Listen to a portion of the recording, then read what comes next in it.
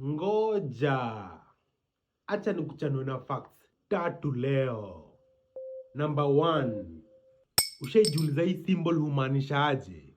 Inamaanisha registered trademark. Hii symbol hutumika kuonyesha that a particular term, slogan, logo ama any other identifier imego through a legal process na imekuwa officially registered. Registered trademark symbol ni tofauti sana na trademark.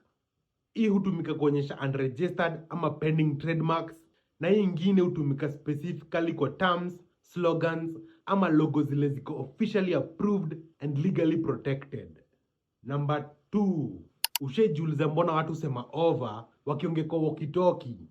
Over ni short form ya over to you. Inakuga common lingo ya kuambia msee on the other side that umemaliza kubonga. Hii husaidia communication kukuwa clear na prevent conversation kuharibiwa na interruptions na overlapping transmission. Number 3. Ushaijiuliza mbona usikiangi Earth ikirotate? Earth huspin on its axis once every 24 hours. At the equator, Earth huzunguka at 1600 kilometers per hour. The reason why ufeelingi Earth ikizunguka ni kwa sababu wewe na kila kitu kwa Earth huzunguka at the same time at a constant speed. If speed ya kuspin iongezeke ama ishuke, trust me, kila mtu kwa Earth ataisikia.